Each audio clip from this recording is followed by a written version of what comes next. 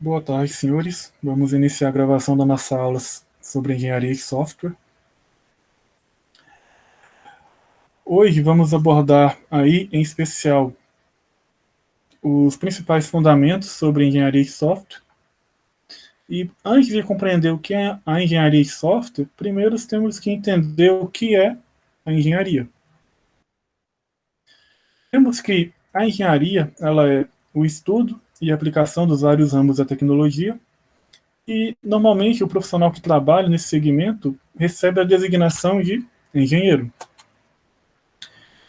Em outros termos, em uma outra análise, em uma outra definição, podemos contextualizá-la como um conjunto de técnicas, desenhos e modelos que são provenientes das ciências e que moldam a engenharia como base para resolver problemas e satisfazer as necessidades humanas. Então, quando a gente olha para a sociedade, para a evolução da sociedade, a gente vê que o ser humano sempre utilizou da exploração da natureza em prol do seu conforto e bem-estar, seja através das técnicas utilizadas empregadas na caça e na pesca, seja aí no manuseio e da coleta de plantas, até mesmo para uso do meio físico. A engenharia também, ela parte muito da criatividade que o ser humano consegue dispor. Seja aí dos primeiros artefatos encontrados aí na sociedade, como a pedra polida, um grande marco que foi a agricultura, até mesmo a forma da criação de animais, ou, por que ainda não mencionar, em os tempos mais modernos, como a fabricação de vinhos e cervejas. Tudo isso foram direcionando a engenharia para satisfazer as necessidades e o comodismo da sociedade. Observem, a criatividade ela é uma dádiva divina, mas ela não é limitada somente a determinados escolhidos. Ela permite que a gente possa disseminar o conhecimento da técnica, fazendo com que muitas outras pessoas tenham um conhecimento prévio que foi trabalhado, que foi evoluído e que foi disseminado e que possam aprimorá-lo e continuar fazendo esse trabalho de sempre passar o conhecimento adiante. Até que a criatividade do ser humano, que é algo realmente um pouco mais pessoal, possa entrar em cena e fazer com que a engenharia alcance os resultados ainda mais promissores, além daqueles a qual ela se designa. Então temos que os recursos naturais que a gente encontra aí na nossa natureza, no nosso mundo, somados a atitudes, conhecimentos e habilidades do ser humano e da sociedade, com aquele talento, aquela criatividade e com a experiência de vida que temos, possa resultar, possa colimar do desenvolvimento de um projeto e que no final ele se torne um bem útil à sociedade. Então, compreendendo basicamente a que se destina e como se define a engenharia, vamos contextualizá-la então em um cenário trazendo-a para o mundo do desenvolvimento de software.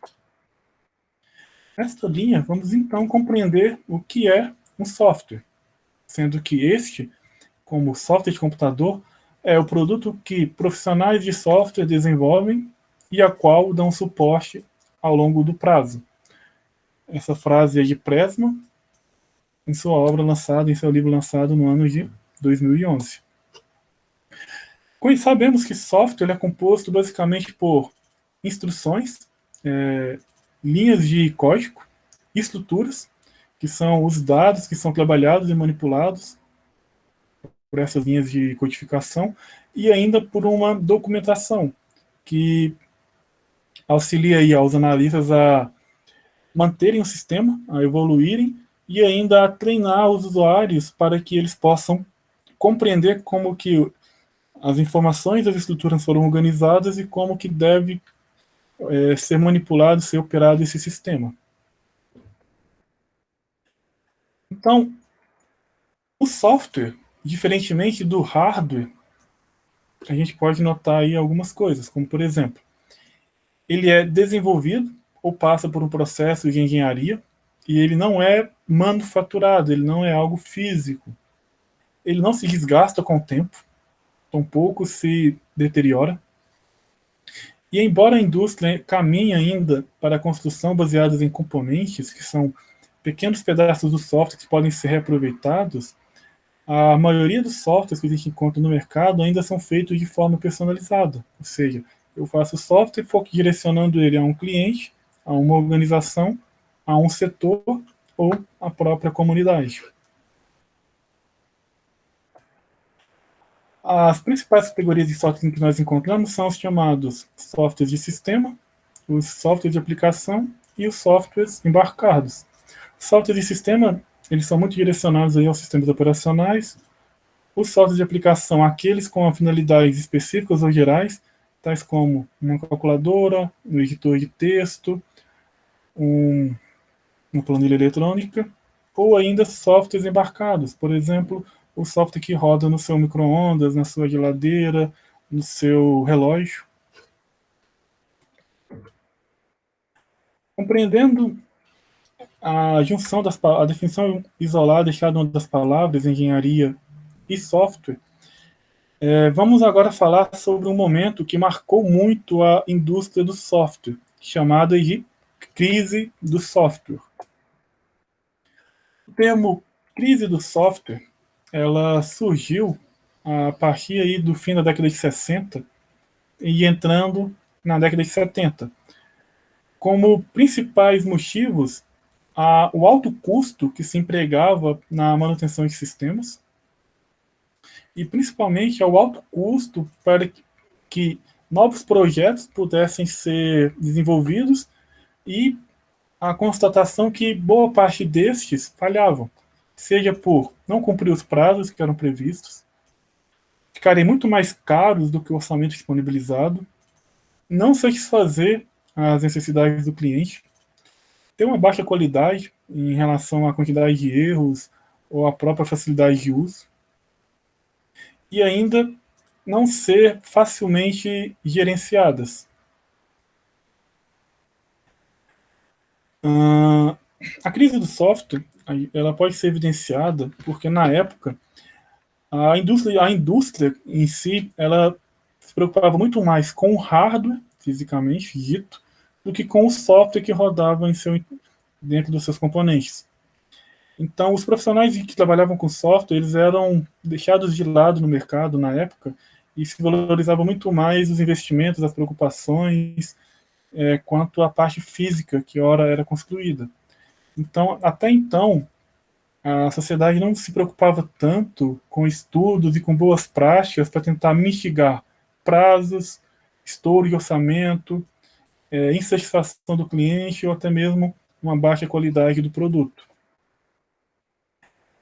Então, naquela época, a gente verificou que o hardware ele ganhou, a cada período de tempo, proporções mais e mais sofisticadas, e que o software até então não estava acompanhando toda essa imensidão.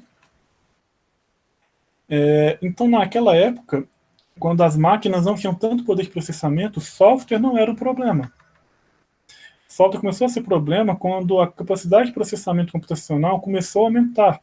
E a gente começou a ter a necessidade de que não mais a gente fazia operações matemáticas simples e começávamos a trabalhar com operações matemáticas complexas, com variáveis que eram muitas vezes difíceis de serem obtidas.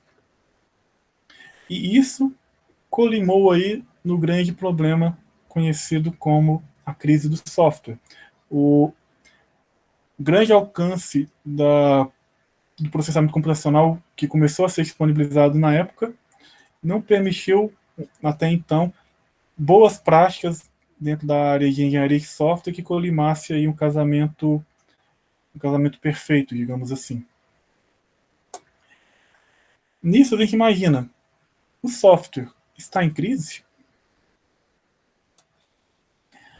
Aí a gente olha para trás e observa que a gente partiu dos cartões perfurados, ou seja, o pessoal programava em cartões perfurados mesmo, Imagina que cada cartão perfurado desse era um byte de instrução de comando. Então você pegava um cartão um pouco maior do que um cartão de crédito, furava ele, e o computador entendia esse como um pedaço de um comando. Quase sempre não era um comando inteiro. A gente partiu desse cenário a centenas de plataformas e dispositivos, de diversos fabricantes, diversos modelos, para diversas finalidades, seja para olhar a hora, a utilizar um sensor de calor, para poder termos hoje aquela verificação se estamos ou não com febre, para poder entrar nos shopping centers, tentando identificar um possível sintoma de Covid, até mesmo a inteligência artificial, que consegue fazer esse reconhecimento, dado a sua face, dado simplesmente o calor do seu corpo humano, e tentar chegar aí a algumas conclusões.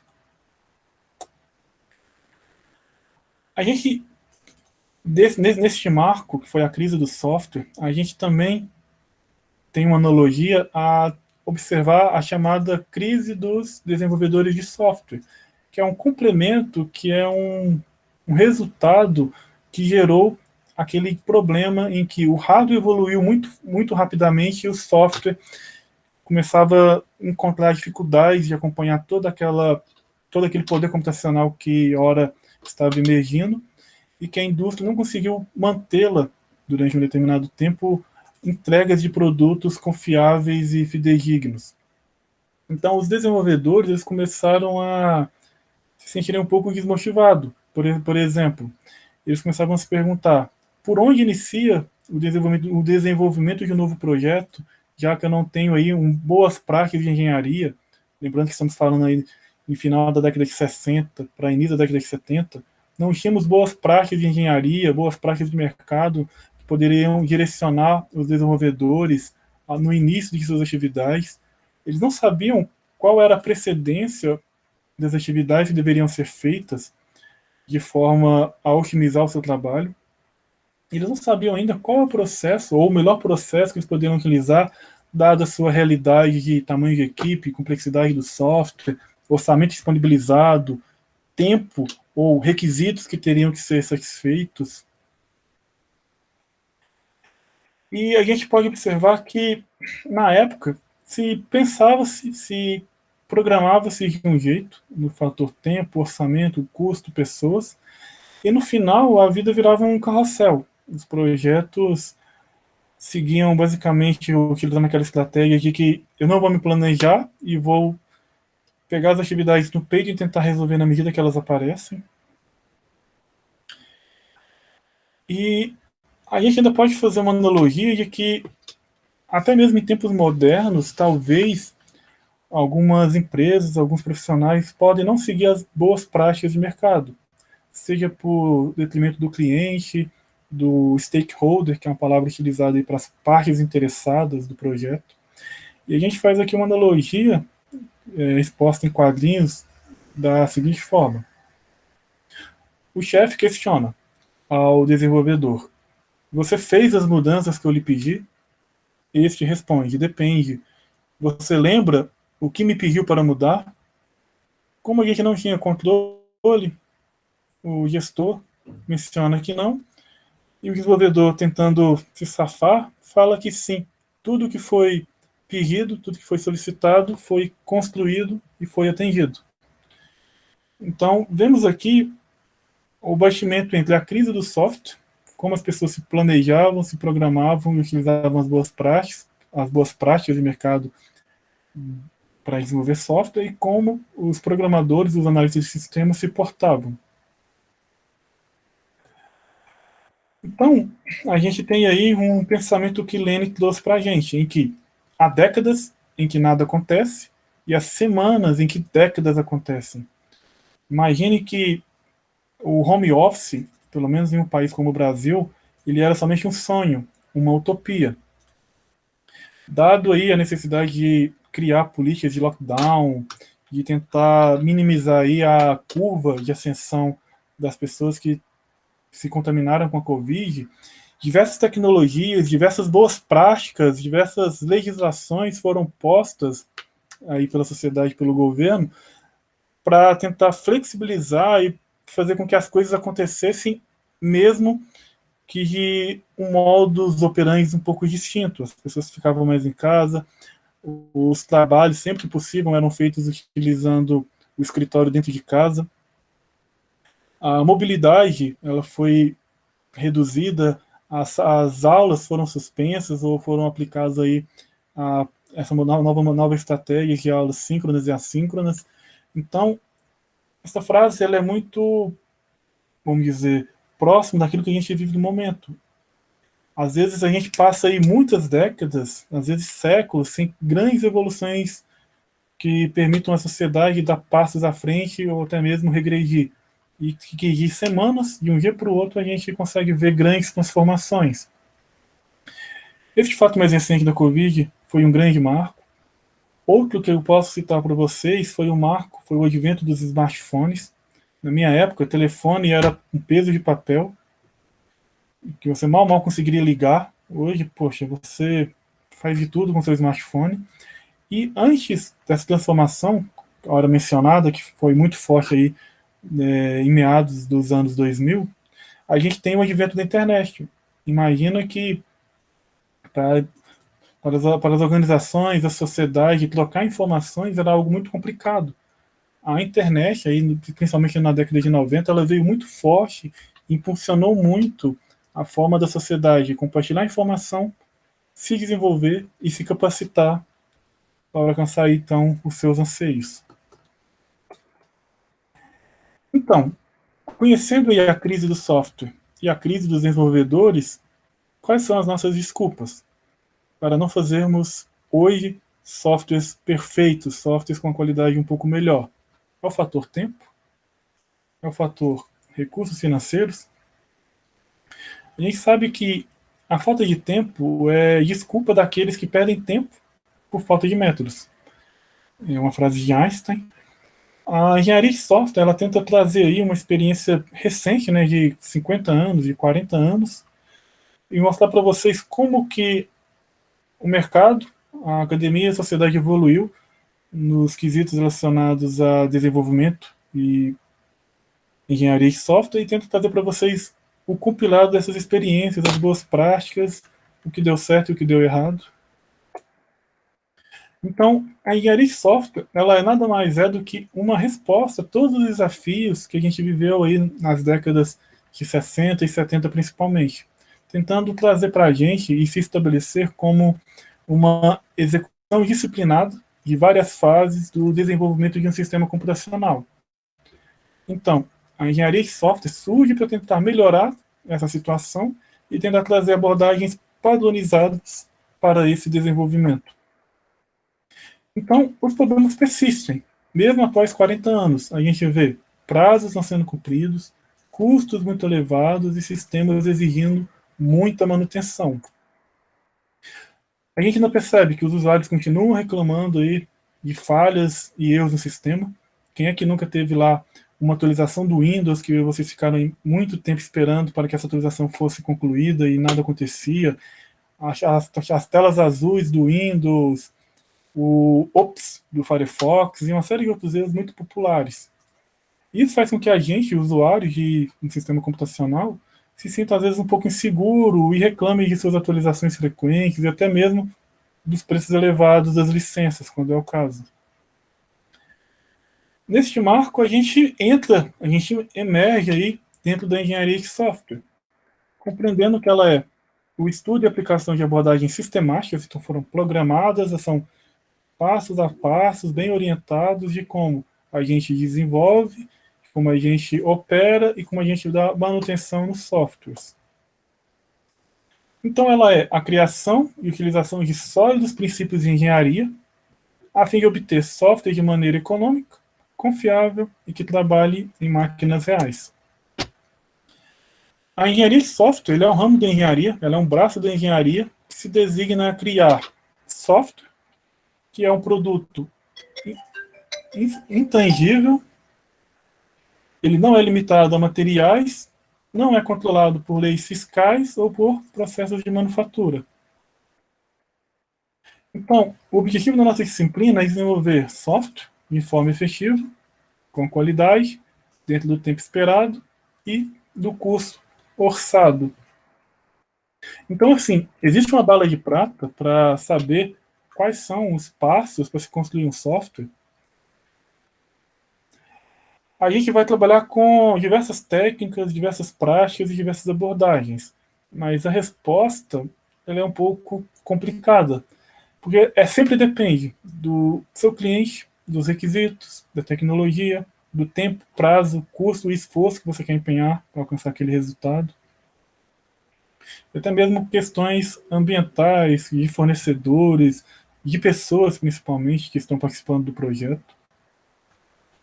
Então a gente pode tentar fazer um paralelo na engenharia de software com outras tecnologias, com outras engenharias, como por exemplo a mecânica, destinada aí a desenhar máquinas, a eletrônica, preocupada muito em fazer esquemas que fundamentam aí os nossos equipamentos, a talvez a engenharia mais antiga, que é a engenharia civil, permite aí a construção de plantas, habitats e prédios. E nesse paralelo com as outras engenharias, o que a gente conclui? Que engenheiros de software são superdotados pela mãe natureza e não precisam de nada, de nenhuma boa prática, de nenhuma boa experiência do que já deu certo para alcançar resultados tão bons quanto ou melhores ainda no futuro? Nada disso. A engenharia de software é uma área extremamente nova. O ser humano constrói casas há milhares de anos. A gente produz máquinas, desde a pedra lascada até os computadores dos dias dos tempos atuais, há muito tempo. E o ser humano faz software aí há cerca de 50 anos. Então ainda estamos nos primeiros passos da informática. Então, por que devemos estudar engenharia de software? Para compreender que o software afeta todos os aspectos de nossa vida, seja eles financeiro, a partir das nossas transações bancárias, o educacional, aí a gente tem aí a nossa experiência recente com as aulas síncronas e assíncronas especialmente, e ainda o aspecto social, dado aí um pouco da limitação que a sociedade, o governo e algumas entidades estão tentando trazer à tona para que vocês se preocupem um pouco mais com a saúde e tentem evitar alguns contatos sociais. A tecnologia, ela está em todas as partes. Então, o software se tornou muito incorporado no comércio, na cultura e nas atividades cotidianas. Desde para gerar nota fiscal, para fazer uma compra, para fazer um cadastro em muitos e muitos sites, que isso é o que não falta, a movimentar os seus recursos financeiros, a checar os estoques e assim por diante. Então, a engenharia de software nos capacita para o desenvolvimento de sistemas complexos, dentro sempre das variáveis prazo, qualidade e orçamento, complementando aqui a leitura do texto. Então, mesmo com todos esses 40, 50 anos aí de experiência, softwares estão cada vez mais complexos, porque cada vez mais a sociedade espera por anseios, por novidades e por novas funcionalidades que devem ser criadas e devem ser desenvolvidas. Essa figura ela representa muito o porquê de estudar um software, o porquê de estudar a engenharia de software. Imagine, o cliente te explica como ele quer um produto de software. O líder da equipe faz um prévio desenho de como ele entendeu o que o cliente explicou.